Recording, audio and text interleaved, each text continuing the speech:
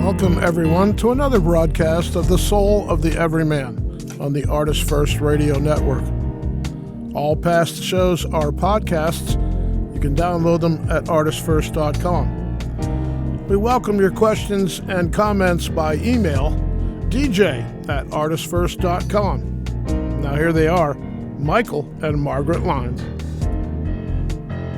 Thank you very much, C-Man, and we will remain calm. We'll try to. Try to, despite the topic for tonight, Margaret. Mm-hmm. Which is, appropriately, madness. In one form. Yes. And being a subject matter expert on madness. Margaret is the only reason I am grounded, even as much as I am. The only reason. You have no idea what kind of behind the scenes signals she gives me.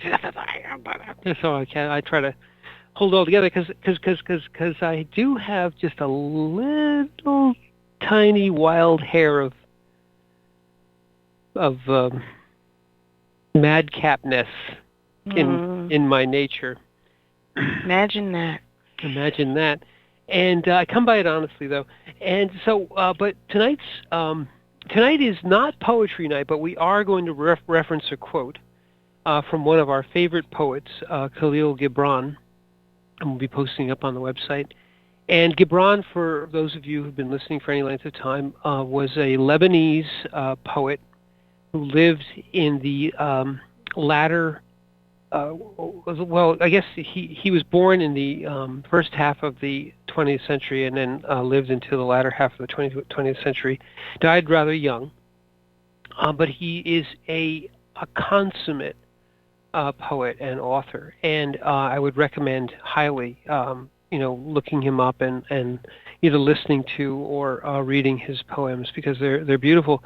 And then, of course, he has, as most poets do, he's also got a great take on life and on people. And so this quote on madness originates with him. Do you want to read the quote, and I'll take a break here and clear my throat?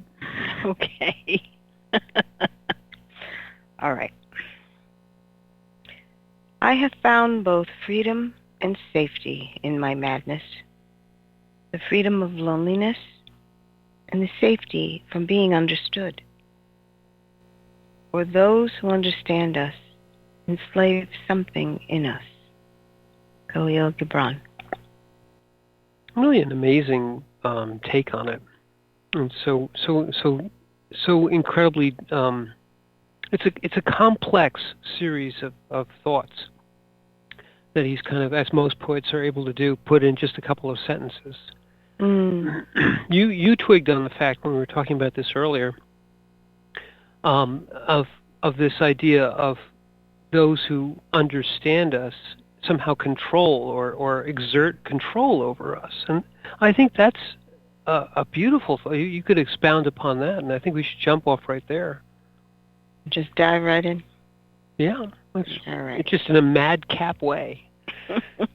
Abandon all sanity and jump right in. The phrase, for those who understand us, enslave something in us. And you think about that for a moment. Because the word enslave literally means you are controlled so absolutely that you don't even own yourself. And to understand that you can be controlled that way, whether you realize it or not. Yes. And I think the interesting thing is Khalil credits his madness as a shield, in essence. Well, it's not understood by the outside world, And if they don't understand it, they can't figure a way to manipulate it. Mm.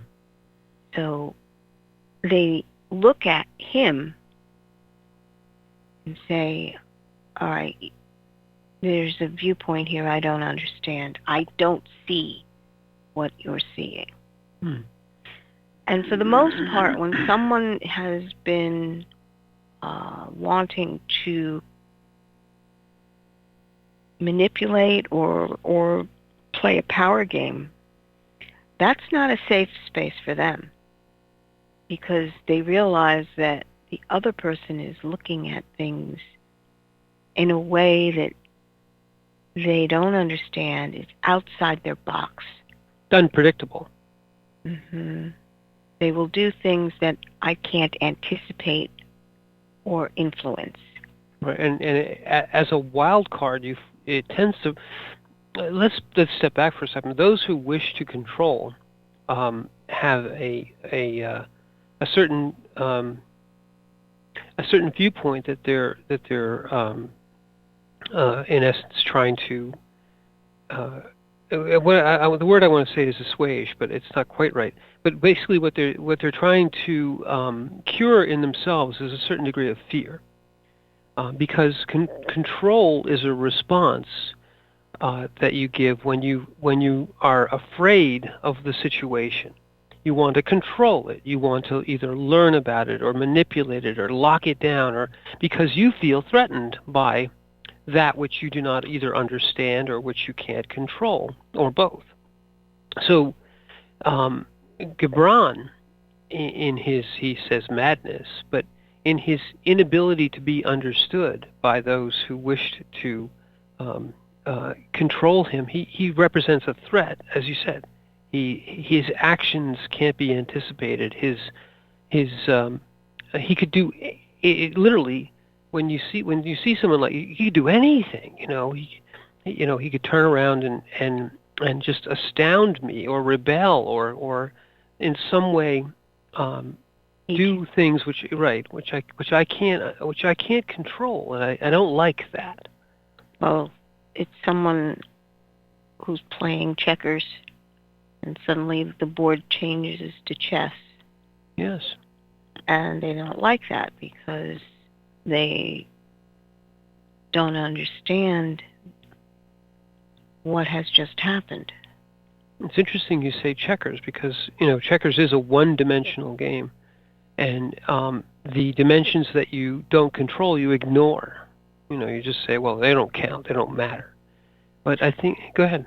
Yeah, no, the pieces that you have on the board only move a certain way. Mm-hmm.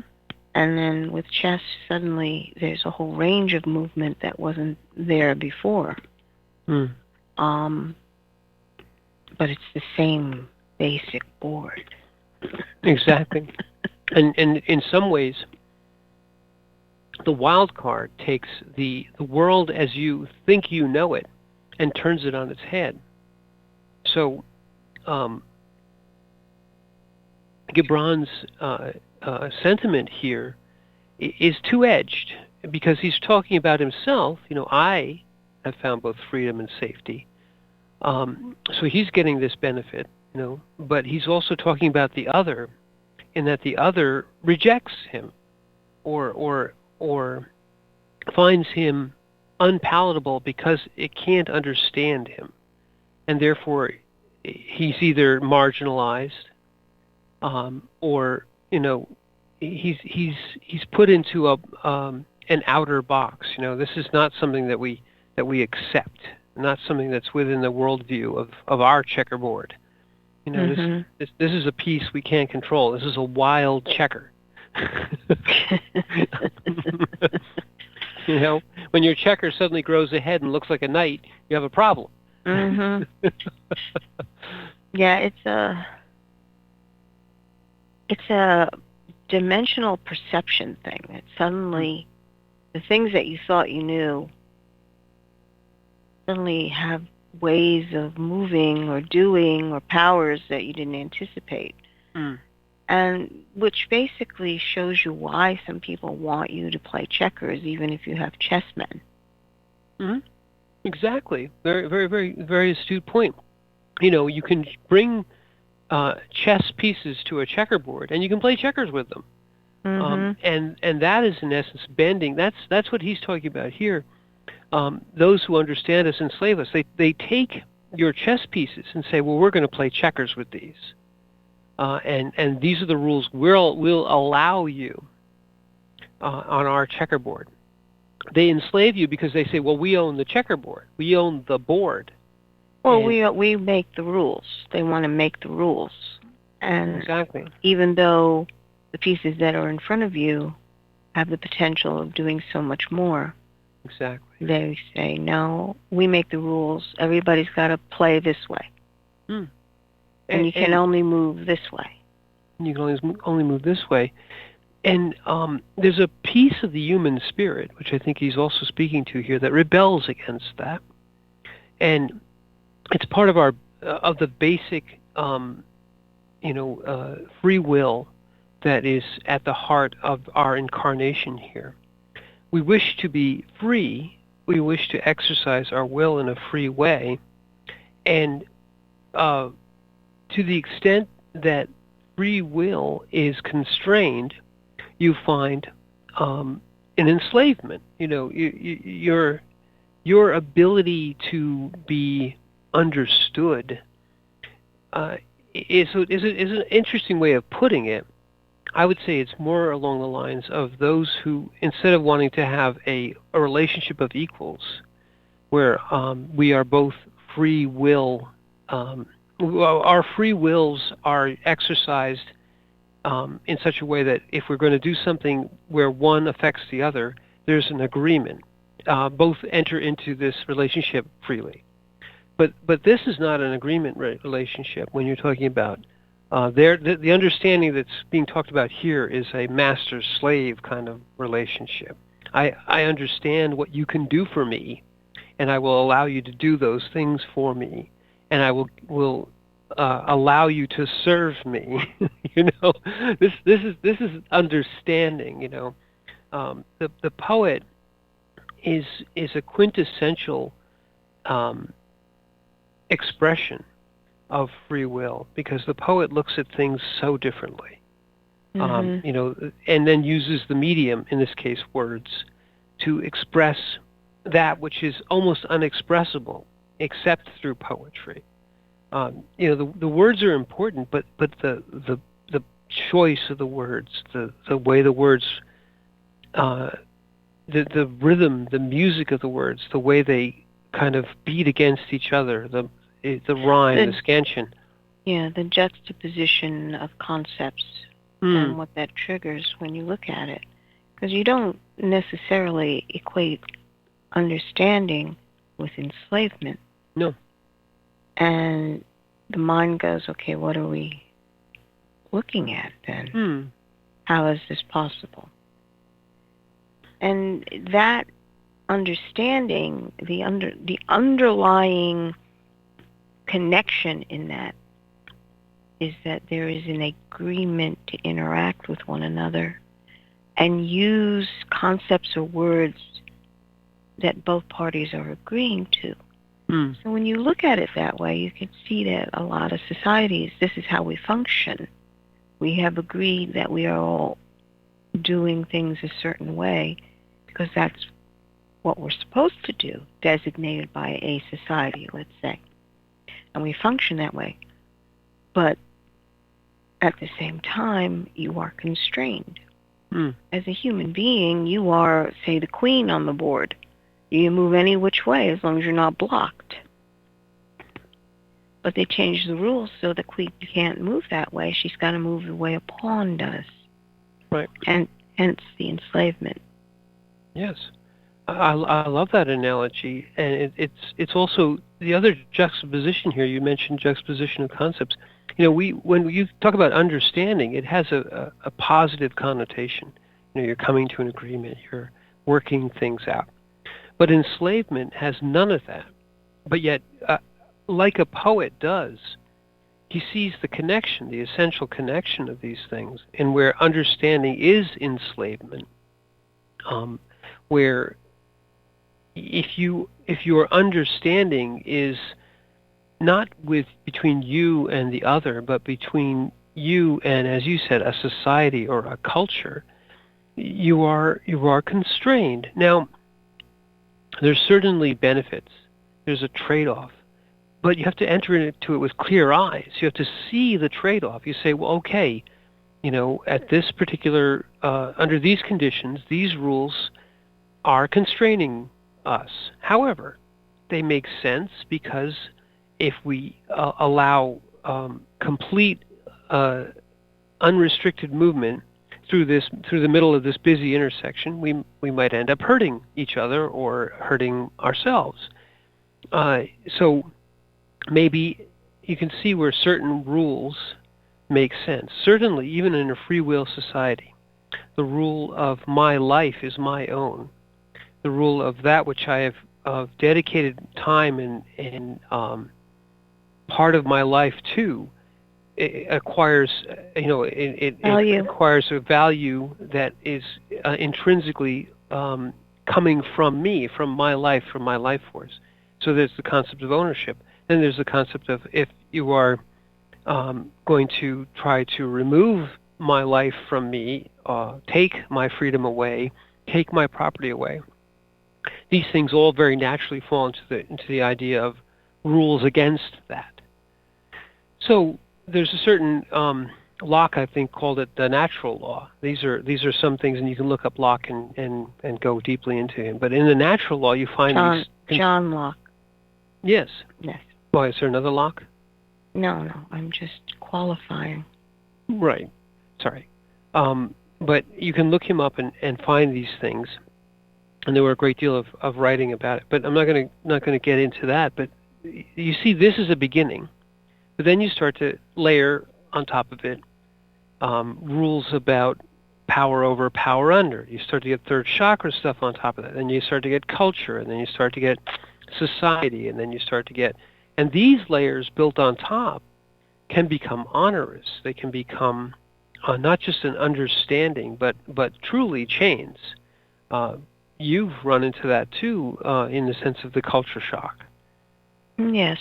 And it all requires you to become very aware of who you actually are.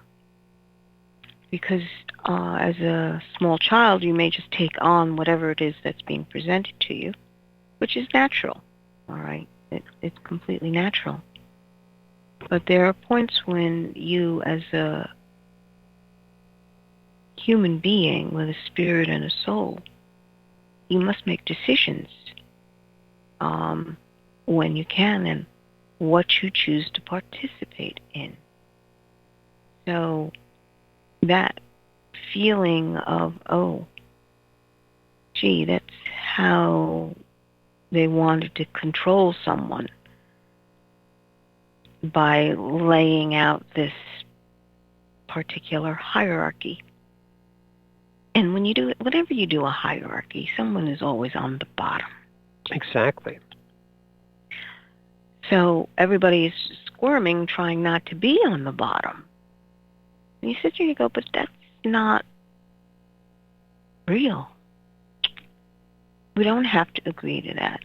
It is a natural thing in a family that you're a small child. You got to listen to your parents because you're just little. You don't know how this all works. You can't feed yourself. You can't do a lot of things. But as you acquire maturity and skills and the ability to see and think and participate, you add more to the family. But at the same time, you begin to realize the structure that you're participating in, the structure of your particular family. So it's learning on so many different levels. You learn about yourself, your relationship to your family, your family's relationship to its immediate circle of friends, then the circle of work, and then the circle of school or learning or neighborhood. Mm.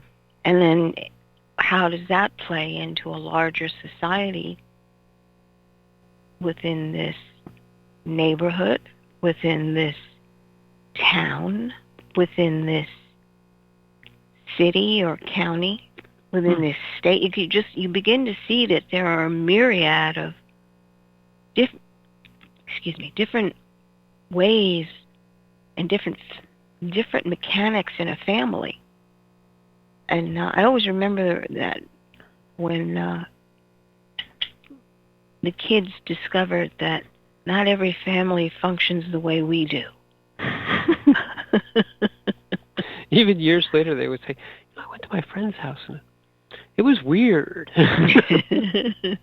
They'll look at you like, wait a minute, is there something you're not telling me? And you're like, every family is different. Right. And they have their own way of doing things. So that's when you begin to see that they start taking it apart. I was like, wait a minute, how does this family function?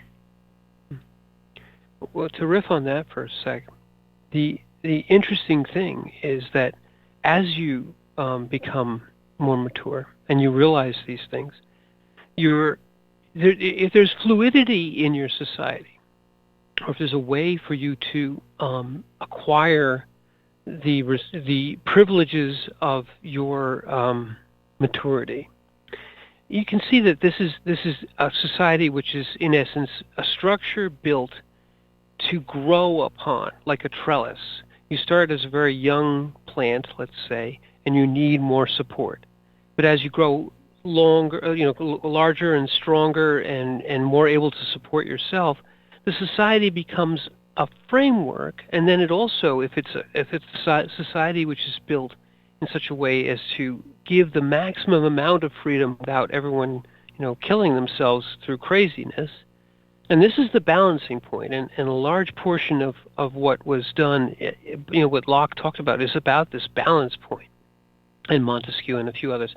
But these balancing points, the balancing point of structure and control, if you will, versus freedom, and the ability to do whatever one wishes, it comes down to sort of the fluidity of the society.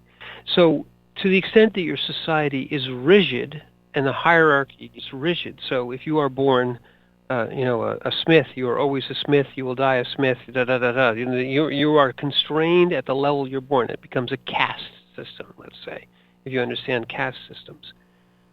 So, in this type of society, the rigidity of it means that there is no or very little way for you to become anything other than the understanding that the society has of you. If you are born into this, you will always be this, regardless of who or what or how old or how much maturity or how brilliant you are. No, your toes are this shape or your knees are wobble that way, and you can't go past that. In other words, the society, the rules are not about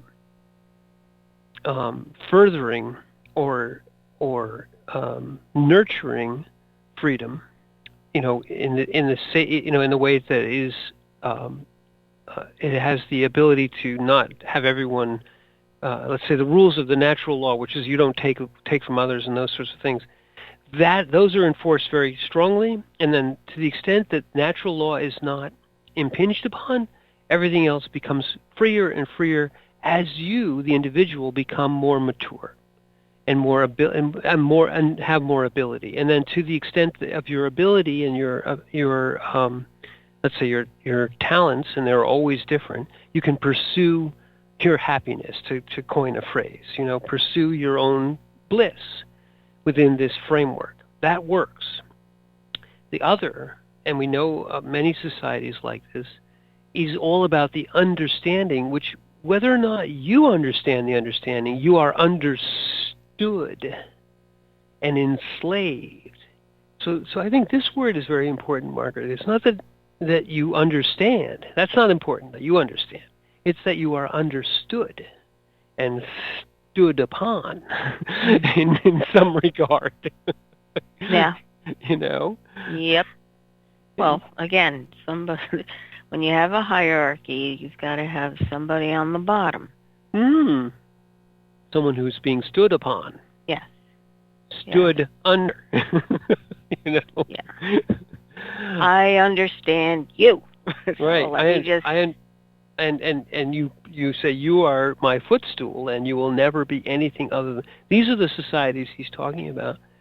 And the madness, the person who is the outcast, the reject, the madman. No, well, the madman is not even at the bottom of the society. The madman is the reject of society. You're an outcast, and you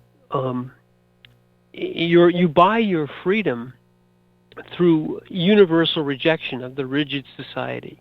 Because you look on these people and say, well, they're just beasts. They're not even human. You know, they'll do anything. They don't respect any of our rules. Of course, the real rules, the actual natural law rules, can be perfectly understood and respected by all. But once you get into the rigidity of the society rules, these vertical columns, which I know you have tons of experience with the vertical columns that don't touch, then you have to be understood. We understand you. Just get in your place. You know. You have a place that you're supposed to fill. And they basically coin it in terms of a virtue, because if you're not there, then you weaken the whole thing. Oh, could you? I mean, that is so coining it in terms of a virtue. Yes, of course we need you. We need you to stand right there to buoy up everything else so it doesn't collapse. But if you don't do it, don't you understand that you're hurting all of us? Yes, you're making us weak if you don't stand there. Do it for me because you love me. Right. Oh my God. Yeah. No, it's very interesting because as a human being, you look at that and you go, well, it's true, but at the same time, not, because this is a construct of someone else's making. It doesn't necessarily mean that there is truth to it. It's just true in terms of, well, yes, if you take out one part of the structure, you weaken it. You know, it's very obvious kind of analogy where you're playing with blocks. You take out the one here, and you know that's why Jenga is so popular, because you're taking out these little blocks and seeing if it falls yet. But to understand that, you have got to look at the structure itself and say, is there value here overall? Am I being sacrificed because they deem it better? And who are they who are making these rules? It's, again, I'm playing chess, you want to play checkers. I think, though, the Jenga, I'm reminded immediately of Niemann and the Tower of Babel, and the fired bricks versus the hewn stone. What I'm talking about is that Niemann's tower, the Tower of Babel, was an analogy of this kind of society of cogs, of tiny bricks that you would pile one upon the other, upon the other, upon the other. And these bricks uniformly used to create this structure, which in the end was an analogy of turning people into interchangeable blocks, of which you can build something very high, but the blocks have they're understood. They aren't allowed to move at all. And the rejection of that was looking at people as stones, as individual rocks, all different shapes, sizes, and colors, which you can fit together if the rock is placed in the right spot, that it has the ability to in essence, lend to the structure but not lose its individuality. You mean Nimrod? Yes, I said Naaman. I meant Nimrod. Nimrod's a great name, isn't it? Who's Naaman? He's somebody else. That's a different biblical story. He was a captain of the guard who had gotten leprosy. Okay, well, Nimrod with the Tower Nimrod. of Babel. Thank you. Okay, so it's turning the individuals of a society into uniform structures, hence the bricks. Because they're regular and they can be set in almost any way you want them to be. Whereas God was planning that each person is unique and there is a place for them. So that was really again, you're taking the pieces on the board and, all right, we're not doing chess, we're doing checkers. And I'm going to stack all these up the way I want them. And it's not appreciating the individual. It's just, well, no, you're human, so you have the ability to lift these bricks and stack them. So that's what your job is. Or you make the bricks, or you do the mortar, or you do the... And when you crush somebody, let's say a person, into a box, you make the bricks, that's all you do. That's your box. You become a brick, in essence. You're just a laborer, and all you do is, you have no other value except that you can crush straw into bricks, or whatever the heck they're doing, clay and straw into bricks. Yeah, I don't know what the process was, actually, to make brick. But it's understanding that each person has something to add and to allow the individuality. Otherwise, that is all you become, is a brick. And you basically can be replaced by somebody else easily, as opposed to being so unique that only you can hold that position. And that's the manipulation that's being done in a society, when you've always got to have somebody underneath to be the lackey. They're turned into bricks. They're not turned into good foundation stone. Well, you know what, we've been talking so wonderfully about this, that I have become a Nimrod and gone past our bottom of the hour break. So let's take a bottom of the hour break, and we'll come back and talk more about madness.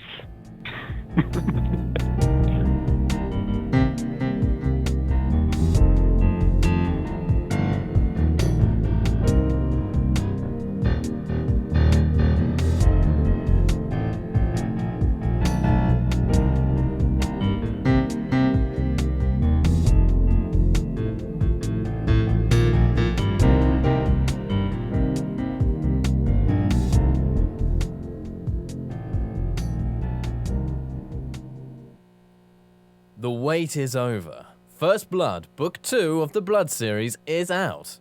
Your favorite bad boy thief Dev is back, and the beautiful and deadly Trey is right there with him. She is sharp, sexy, and full of surprises.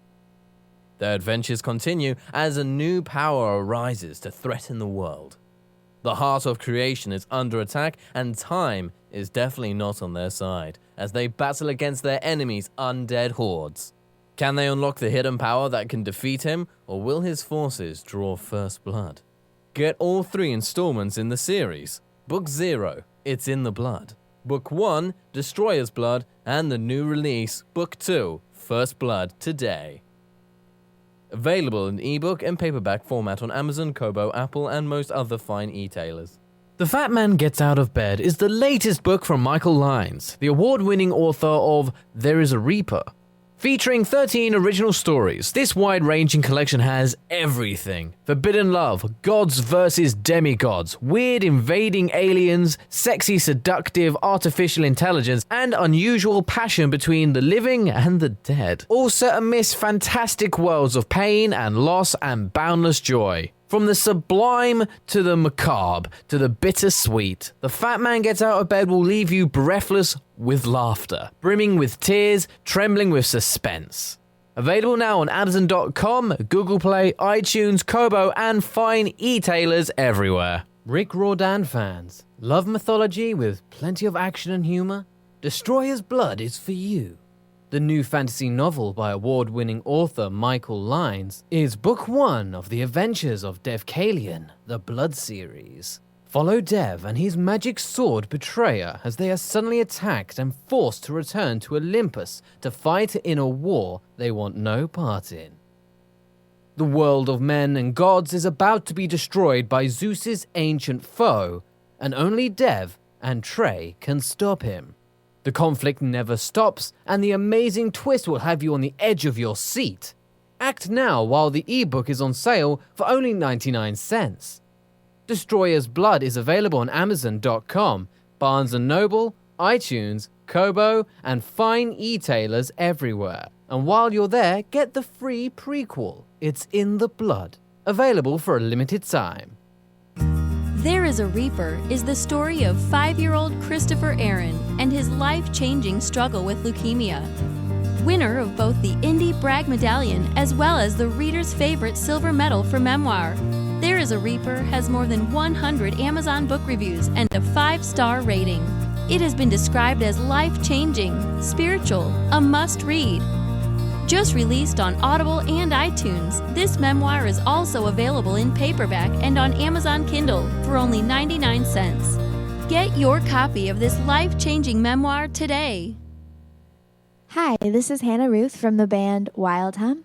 Check out our new Americana Soul CD, Wild Hum, at our website, wildhummusic.com. And you are listening to the ArtistFirst Radio Network. Thank you.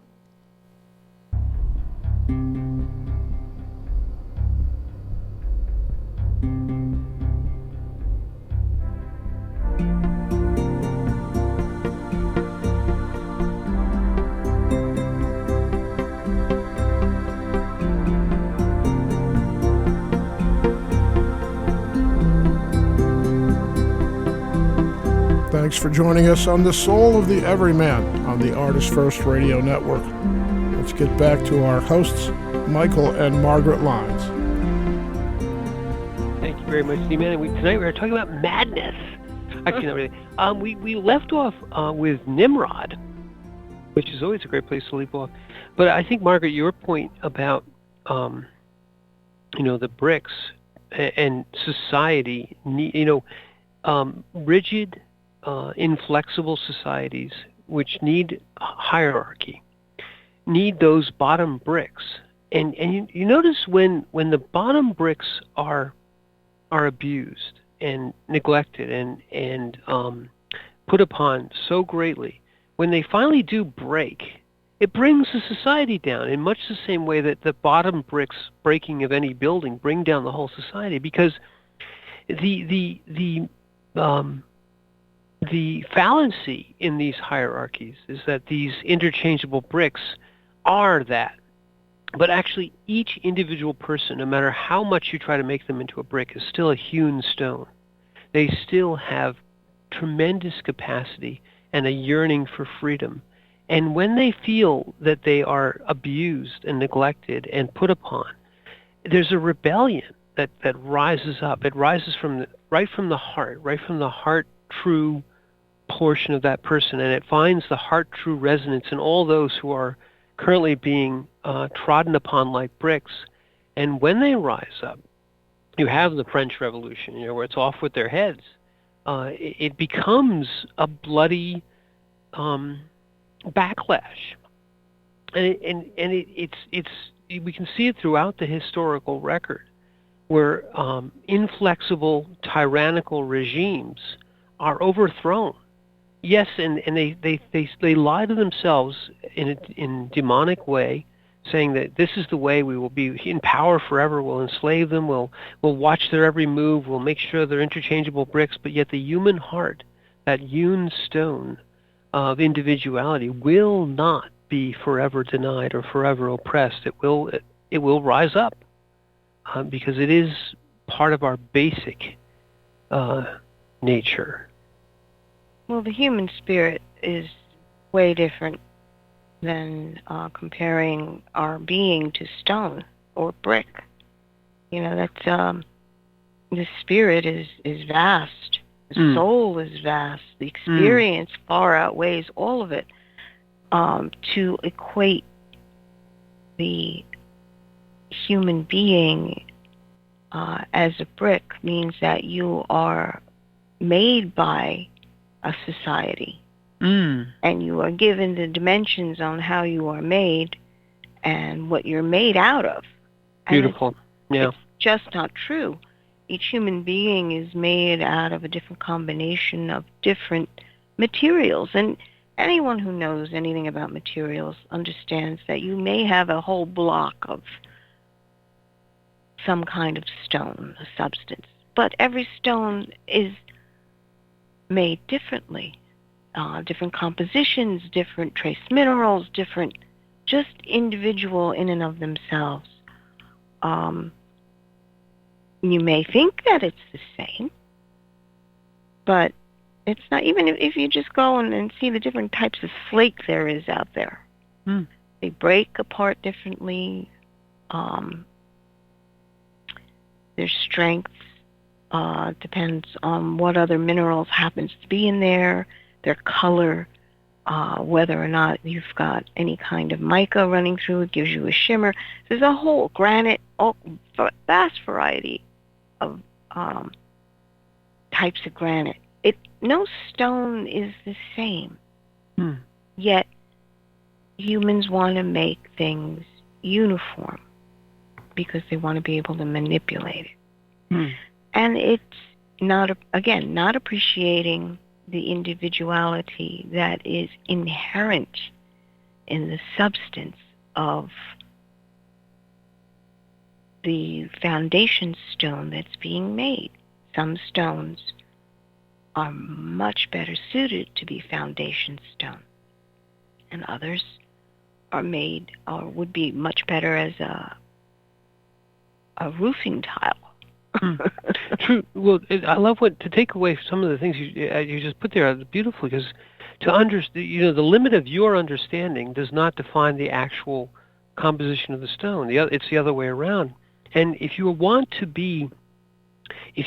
understand, truly understand the other, you have to be so open to every nuance, and realize that your understanding is imperfect. So that reflects well upon the person who wishes to understand the other. You see the other as this vast being, which in essence is unknowable in entirety.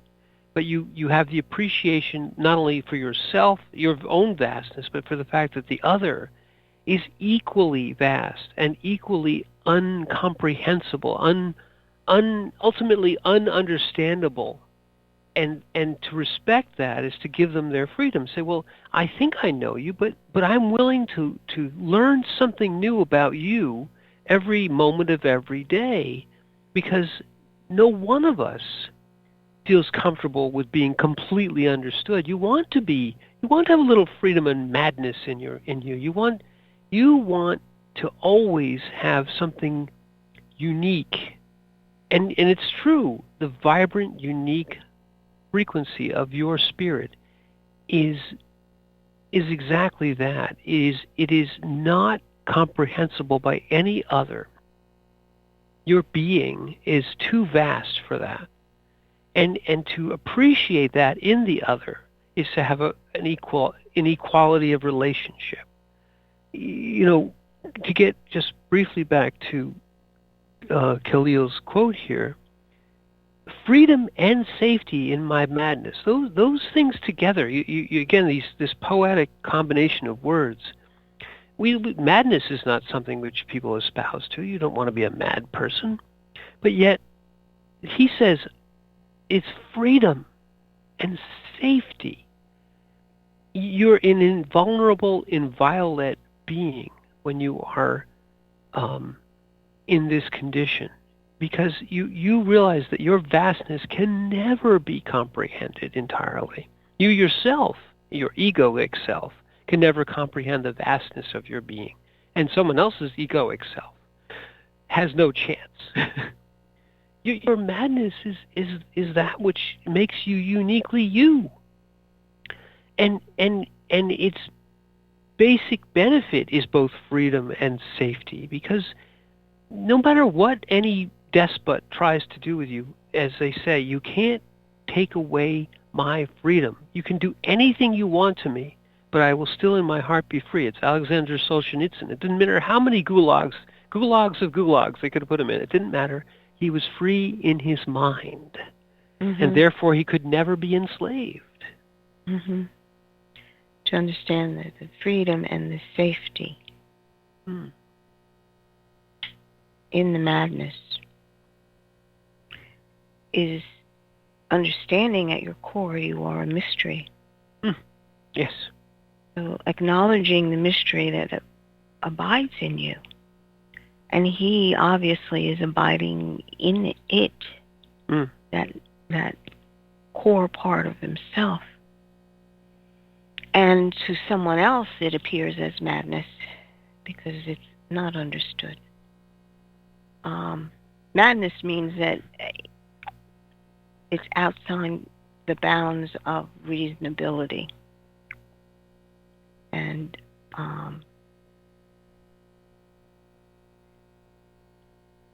to be comfortable in your own mystery is turned into being, how you are comfortable in your own madness. Different viewpoints, different understanding.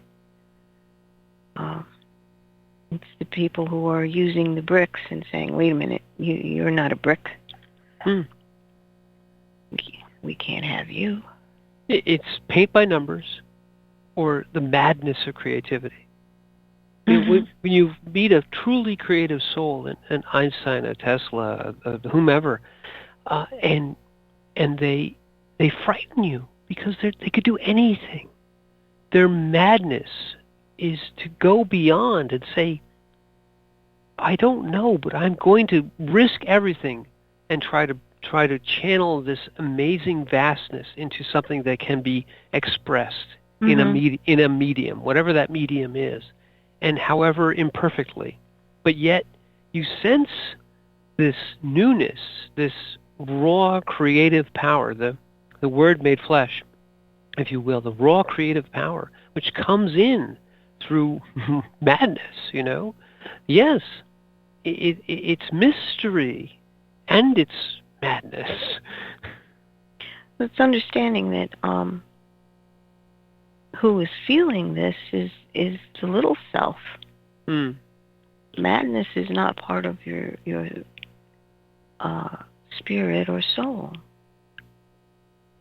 It has the appearance of it to someone on the outside who sees you functioning outside a certain boundary limit that they understand. All right, outside their understoodness there. But I like what you said before, the egoic I, the little I, even in your own self, doesn't understand the vastness of your being and the madness. But if you opening yourself to grace, going beyond the egoic, and just throwing it open there, is opening yourself to, in essence, this channel of freedom, safety, madness, mystery, that the egoic self doesn't have any clue. When you're sitting there with an egoic problem, it can never, I don't know what to do, and it's so terrible, and I'll never get out of it, and I'm crushed beyond, I'm now a brick crushed under other brick. No, that's just the little I. And when you open yourself to the little I screams, no, it's madness, we'll never get out of this. You just put it all to the side. Nope. And you fall into or expand into the mystery. Well, if we take the analogy we've been using, who you actually are in this physical form can be looked upon as a unique stone. But your ego is the brick. Your ego is a brick.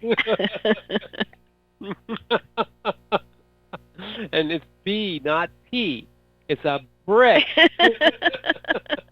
Oh Okay. dear.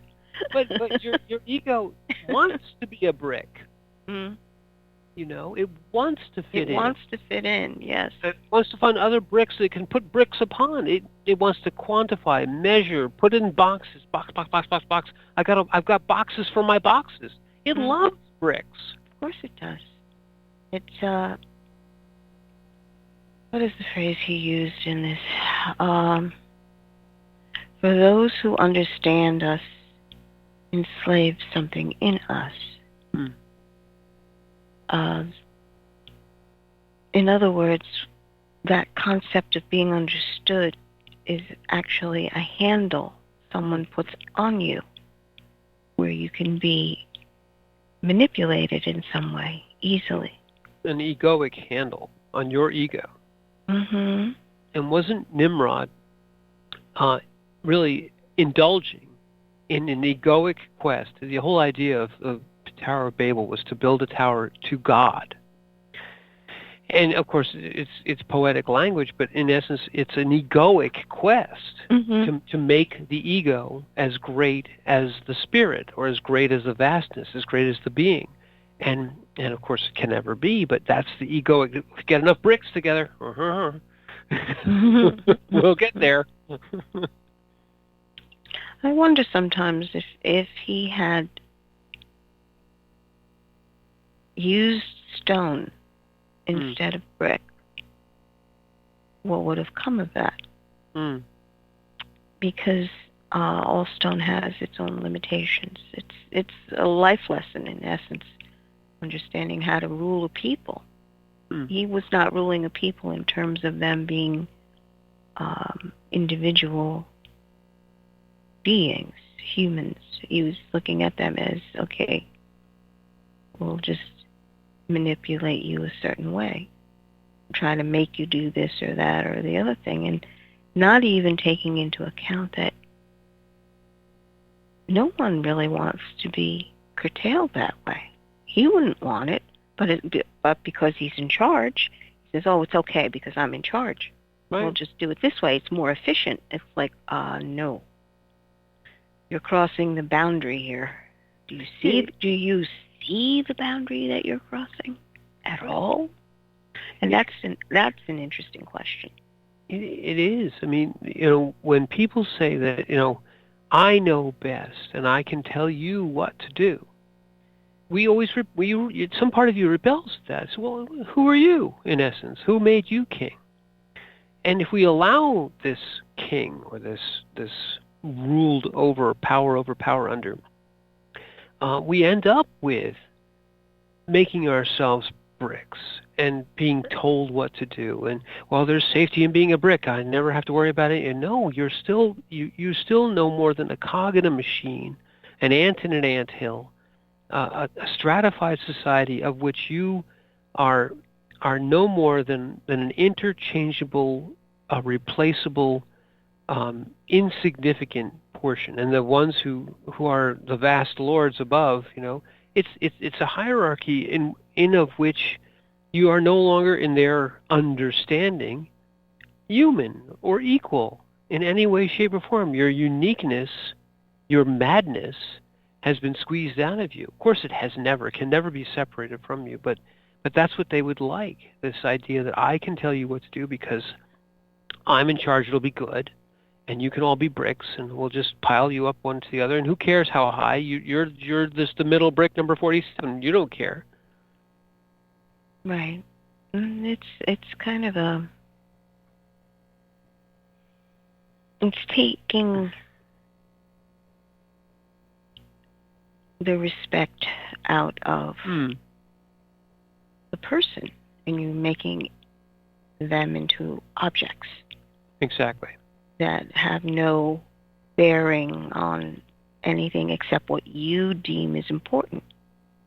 Again, we're changing it to checkers. Yeah. And people don't need to agree to this because it's a two-way street. You have to agree to become a brick. Exactly. you enslave yourself in some ways. All despots require the consent of those who are despised. Doesn't make sense, but it kind of works. If you are part of a hierarchical, stratified society, in some ways you have made yourself into the brick, because the only way you can actually force somebody to do something is by truly physical force. If they refuse to do it, you have to threaten them with their lives. Now, if you take it to that level, losing your life for your freedom, people have done it through many years and many times. Liberty or death, right? That sentiment. But if you are frightened enough and you consent, even under duress, you become a brick. And part of you rebels. Part of you is wounded at a heart level when you agree, in essence, to subjugate yourself, to become a cog, a pawn, a checker, whatever it may be. Right, and that is part of you that is enslaved, but you have the ability for ultimate freedom. And on that note, we have to end our show. Madness! Shall come join us in the mystery that life is. I'm Margaret. And I'm Michael. And thank you for listening.